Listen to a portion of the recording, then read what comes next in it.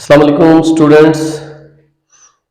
हम अपने टेंसेस ख़त्म कर चुके हैं and today we will learn how to change active voice sentences into passive voice. तो इसके लिए हम सबसे पहले एक एग्जांपल ले लेते हैं। मसलन I write a letter. I write a letter. ये एक एक्टिव वॉइस सेंटेंस है और जैसा कि टेंसेस के जो लेसन थे उनके दौरान मैंने आपको बताया था कि एक्टिव से पैसिव में चेंज करना उस वक्त आपको ज्यादा अच्छे तरीके से आएगा जब आपको एक्टिव वॉइस में इस्तेमाल होने वाले हेल्पिंग वर्ब और पैसिव वॉइस में इस्तेमाल होने वाले हेल्पिंग वर्ब का सही पता होगा। तो जैसे अभी हमने एक सेंटेंस लिया है, आई राइट अ लेटर, मैं एक खत लिखता हूं, मैं खत लिखता हूं। तो अगर आप गौर करें तो ये जो आई है ये है subject. I is a subject who is doing something. What is this I doing? Writing. ये राइट कर रहा है, लिख रहा है। आई क्या कर रहा है? आई जो फर्स्ट पर्सन प्रोनाउन है, first person pronoun, first person pronoun, ये क्या कर रहा है? राइट। राइट इसका क्या है? वर्ब है। आई का वर्ब है write. What is I writing? I क्या लिख रहा है? और एक लेटर भी खत लिख रहा है। आई, ये जो आई फर्स्ट पर्सन प्रोनाउन है, ये एक्शन किस पर परफॉर्म कर रहा है? खत पर। ये हमारा ऑब्जेक्ट है। आप देखें, I write a letter, I subject है, राइट उसका वर्ब है और ऑब्जेक्ट जिस पर ये वर्ब किया जा रहा है, ये एक्शन, ये फेल वाक्य हो रहा है, वो है लेटर। तो जो एक्टिव से पैसिव में चेंज करने का रूल है, सबसे पहली चीज, ये आप पॉइंट वाइज लिखते जाएं बेशक। सबसे पहली चीज हमने देखना होता है वर्ब। वर्ब को देखकर हम ये जान पाते हैं कि ये कौन सा टेंस है। तो अभी अगर मैं आपसे पूछूं कि आई राइट अ लेटर, ये कौन सा टेंस है? तो टेंसेस जो हमने किए आपको जरूर पता होगा कि हमने सारे टेंसेस के सारे हेल्पिंग वर्ब, वर्ब की कौन सी हालत किस टेंस में यूज होती है, सारा कर चुके हैं। तो राइट हमें बता रहा है, राइट के साथ कोई हेल्पिंग वर्ब नहीं है, राइट से पहले फर्स्ट पर्सन प्रोनाउन है। तो मैंने बताया था आपको प्रेजेंट इंडेफिनिट टेंस में कि फर्स्ट पर्सन के साथ वर्ब की सिंपल हालत और कोई हेल्पिंग वर्ब इस्तेमाल नहीं होता। तो हमें वर्ब की ये फर्स्ट फॉर्म देखकर विदाउट एनी हेल्पिंग वर्ब, तो हमें पता चल जाता है कि ये प्रेजेंट इंडेफिनिट टेंस है। हम प्रेजेंट इंडेफिनिट टेंस का ये एक्टिव सेंटेंस जो है, इसी को पैसिव बनाते हैं। सबसे पहले आपने देखना है कि वर्ब से मालूम करना है कि टेंस कौन सा है। तो जिस टेंस का एक्टिव वॉइस होता है उसी का पैसिव बनाया जाता है। सबसे पहले हमने देख लिया, हमें पता चल गया कि ये प्रेजेंट इंडेफिनिट टेंस है। तो now we will convert this active voice sentence into the passive voice sentence. तो उसके लिए हम क्या करेंगे? सबसे पहले ये जो ऑब्जेक्ट है इसका, इसको हम यहां शुरू में ले आएंगे जहां हमारा सब्जेक्ट लिखा हुआ है। Subject I first person pronoun. तो आ लेटर इधर आ जाएगा, आ लेटर। अब मैंने आपको बताया था कि हम प्रेजेंट इंडेफिनिट टेंस में third form of verb plus third form of verb is and are में से कोई एक हेल्पिंग वर्ब इस्तेमाल करते हैं। तो आ लेटर, ये कॉमन सेंस की बात है कि आ लेटर तो इजी ही होगा, इसमें एम या आर नहीं आ सकते। और लेटर इज हेल्पिंग वर्ब हमने ले लिया जी, प्रेजेंट इंडेफिनिट में इज एम आर बतौर हेल्पिंग वर्ब इस्तेमाल होते हैं, तो हमने इज को ले लिया जी, helping verb is, a letter is. फिर मैंने आपको बताया था कि नो पैसिव वॉइस से हमारे नो के नो में third form of verb use होती है, तो हम वर्ब की थर्ड फॉर्म ले लेते हैं। द लेटर इज क्या था, राइट था, अब रिटर्न हो गया। द लेटर इज रिटर्न, खत लिखा जाता है। अ लेटर इज रिटर्न, खत लिखा जाता है। और हमने ये जो आई है ये नॉमिनेटिव केस है, ये सब्जेक्टिव केस है, इसको हमने एक्यूजेटिव केस यानी ऑब्जेक्टिव केस में कन्वर्ट करना होता है। तो आई जो हमारा नॉमिनेटिव केस है, इसको जब हम ऑब्जेक्टिव केस में तब्दील करेंगे तो उससे पहले हम लगाएंगे by. A letter is written by, ये बाय पे इस्तेमाल करना है जी जब आप अपने सब्जेक्ट को यहां ऑब्जेक्ट वाली जगह पर ले जाएंगे और फिर वो केस चेंज हो जाएगा, यानी नॉमिनेटिव केस से ऑब्जेक्टिव केस में बदल जाएगा। अब क्या, आई मी में बदल जाएगा। A letter is written by me. तो हमने क्या क्या कौन कौन सी चीजें सीखी हैं? सबसे पहले ये कि वर्ब देखना है और पता करना है कि टेंस कौन सा है, जिस टेंस का एक्टिव होगा उसी का हमने पैसिव बनाना है। इस केस में, इस सेंटेंस में हमने देखा कि हमारे पास फर्स्ट फॉर्म ऑफ वर्ब है विदाउट एनी हेल्पिंग वर्ब, और जो फर्स्ट पर्सन है उसको बतौर सब्जेक्ट हमने लिया है। आई राइट अ लेटर, मैं एक खत लिखता हूं। तो जब हम इसको पैसिव में बदलेंगे तो सबसे पहले ऑब्जेक्ट को सब्जेक्ट वाली जगह पर ले आते हैं।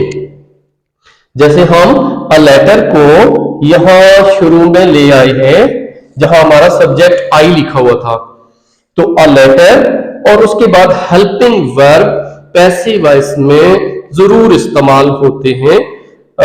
और थर्ड फॉर्म ऑफ वर्ब, ये थर्ड फॉर्म ऑफ वर्ब को आप पक्का ज़हन में रख लें कि सारे पैसिव वॉइस में third form of verb use होगी। हेल्पिंग वर्ब बदलते रहते हैं, अभी मैं आपको बताता हूं कि कैसे कैसे ये बदलते हैं। और टेंसेस में मैंने कोशिश की थी कि इसीलिए मैंने ऐसा मेथड टेंसेस का यूज किया था ताकि आप लोगों को यहां पे आके अब बगैर किसी मुश्किल के आप फौरन समझ जाओ कि किस तरह से एक्टिव को पैसिव में चेंज करते हैं।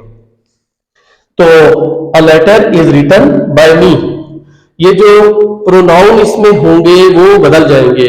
प्रोनाउन ऐसे बदलेंगे कि नॉमिनेटिव केस, मतलब ये कि सब्जेक्टिव केस। तो जैसे आई है, यू है, ही है, शी है, दे है, ये सारे जो हैं ये सब्जेक्टिव केस हैं। इनके ऑब्जेक्टिव केस जब बनाते हैं तो आई का जैसे मी बना दिया, यू का यू ही रहता है या कभी यूर हो जाएगा।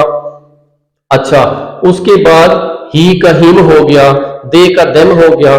तो ये इसके हमने नॉमिनेटिव केस से इसको ऑब्जेक्टिव केस में बदल देना है। अब अगर हम एक और ले लेते हैं, किसी और टेंस का हम ले लेते हैं, इसी को हम दूसरे टेंस में ले लेते हैं। I am writing a letter, I am writing a letter, मैं खत लिख रहा हूं। This is an active voice sentence. Why we said that it's an active voice sentence? Because here in this sentence we can find someone who is performing an action. Who is the person? I, the first person pronoun, is doing something. What is he doing? I is writing. What is I writing? I is writing a letter. I जो है वो क्या कर रहा है? खत लिख रहा है। तो हमें पता है कि is am or first form of verb plus ing is always used in present continuous tense। तो हम अब प्रेजेंट कंटिन्यूअस टेंस का पैसिव बनाने जा रहे हैं। तो इसका पैसिव कैसे बनाएंगे? वो रूल तो उसी तरह रहेगा कि हमने ऑब्जेक्ट को यहां ले आए सब्जेक्ट की जगह शुरू में, और लेटर और फिर इजी रहेगा इसके साथ, और लेटर इज। अब जो ये कंटिन्यूअस टेंस है जी, प्रेजेंट कंटिन्यूअस टेंस है, तो हम क्या करेंगे, इसके साथ हमने टेंसेस में हेल्पिंग वर्ब एक सीखा था जी, बीइंग का यूज करते हैं। और लेटर इज बीइंग रिटन, खत लिखा जा रहा है। अब क्या करते हैं ये बाय, और आई नॉमिनेटिव केस है तो इसका एक्यूजेटिव केस क्या होगा? Bye me. तो क्या करते हैं, सबसे पहले टेंस देखते हैं कि हमारा टेंस कौन सा है। उसके बाद हमने देखना होता है कि उस टेंस के पैसिव वॉइस में कौन कौन से हेल्पिंग वर्ब यूज होते हैं, और फिर अपना हम ये जो ऑब्जेक्ट होता है एक्टिव वॉइस सेंटेंस का ऑब्जेक्ट, इसको हम ले आते हैं शुरू में, और उसके बाद हेल्पिंग वर्ब का इस्तेमाल, third form of verb in the other part of sentence। But when we change nominative case into the objective case, before that we always use by। तो इसके साथ एक और टाइप के सेंटेंसेस आ जाते हैं। ये तो ऑब्जेक्ट हमारा आखिर में था, तो अगर ऑब्जेक्ट आखिर में ना हो, मिसाल के तौर पर you gave me a pen, तुमने मुझे एक पेन दिया, तुमने मुझे एक पेन दिया। Here you can see that second form of verb has been used। तो जब सेकंड फॉर्म यूज की है without any helping verb, there is no any helping verb in this sentence, तो हम फौरन हमें पता चल जाता है, हम जान जाते हैं कि this is past indefinite tense. Past indefinite tense आप लोगों को याद होगा जब पास्ट इंडेफिनिट टेंस करवाया था, अगर नहीं तो दोबारा से वो वीडियो देखें और अब आपको समझ आ जाएगी कि क्यों हम टेंसेस में एक्टिव और पैसिव दोनों अलग अलग करते थे सेंटेंसेस। तो हमें पता चल गया ये टेंस है past indefinite tense. Oh sorry, यहां पे मैं भूल गया, you gave me a pen, you gave me a pen. अब देखें, you is the subject, gave verb, और ये एक्शन किस पे हुआ जी? ये जो एक्शन है गेव, ये एक्शन हुआ किस पे? मी पे हुआ है। आप पहले वाला वो सेंटेंस, उसमें हमारा आया था जो ऑब्जेक्ट है वो लास्ट में, but in this sentence the object is not at the end, at the last part of sentence. यहां ये बीच में आ गया है, तो फिर क्या करेंगे जी? कानून याद रखना है, ऑब्जेक्ट को ही हम सब्जेक्ट वाली जगह पर लाएंगे। अब ये है मी, ये तो है ऑब्जेक्टिव केस, ये ऑब्जेक्टिव केस है। अब इसे क्या हम मी बाय लाएंगे, क्योंकि हम ऊपर सीख चुके हैं कि ऑब्जेक्ट को सब्जेक्ट वाली जगह में ले आना है, शुरू में ले आना है। No, we will not use it as it is. क्या करेंगे? हम कहेंगे आई वाज। आपको याद होगा कि वाज या वर जो है वो हमने सीखा था कि पास्ट इंडेफिनिट टेंस के पैसिव वॉइस में बतौर हेल्पिंग वर्ब इस्तेमाल होते हैं। I was given, third form, अब सेकंड की ये सेकंड फॉर्म थर्ड फॉर्म में बदल गई। आई वाज गिवन, मुझे दिया गया क्या जी? अ पेन। अब देखें क्या यहां इस टाइप के सेंटेंसेस जो होते हैं एग्जाम्स में ज्यादातर इस टाइप के सेंटेंस आते हैं, तो आपने वो ये बात याद रखनी है कि हमने ऑब्जेक्ट को जब हम एक्टिव से पैसिव में कन्वर्ट करते हैं सेंटेंस को, तो हमने ऑब्जेक्ट को शुरू में लाना है। अब एक सूरत उसकी ये है कि जैसे आई राइट अ लेटर जो है ऑब्जेक्ट है हमारे पास, हम अ लेटर को शुरू में ले आए। ठीक, अब दूसरी सूरत ये है कि इस टाइप का अगर सेंटेंस आ जाता है, you gave me a pen, तुमने मुझे एक कलम दिया, तो यू गेव मी, यू एक सब्जेक्ट, गेव उसका वर्ब, और ऑब्जेक्ट जो है वो अ पेन नहीं है, वो मी है। तुमने पेन मुझे दिया, तो ये जो मुझे है ये ऑब्जेक्ट है, लेकिन ये यहां पर मौजूद था एक ऑब्जेक्टिव केस के तौर पर। जब हम इसे बाहर लाए तो ये आई में बदल गया। लेकिन ये याद रखिए कि आई यहां भी एक ऑब्जेक्टिव केस ही है, because the action was performed on I. I is not doing anything, I is not performing any action. तो ये तो बदल गया, हमारा प्रोनाउन जो है वो बदल गया, मी से आई में आ गया, but the sentence tells us, ये जुमला हमें बताता है I is not doing anything, the action is perform on this I. अच्छा, I was given a pen, क्या होगा, बाय यू। आप देखें यू को हम नॉमिनेटिव केस और एक्यूजेटिव केस दोनों में, नॉमिनेटिव केस ऑब्जेक्टिव केस दोनों में इसी तरह यूज करते हैं। तो क्या हुआ, आई वॉज गिवन, मुझे दिया गया, अ पेन, एक पेन, किसने दिया, बाय यू, तुमने मुझे एक पेन दिया।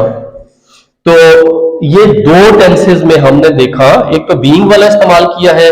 अब इसी तरह जैसे अगर यहां हो कि you are giving me a pen, तो मुझे पेन दे रहे हो, तो उसको फिर हम कैसे कहेंगे, आई वॉज बीइंग गिवन।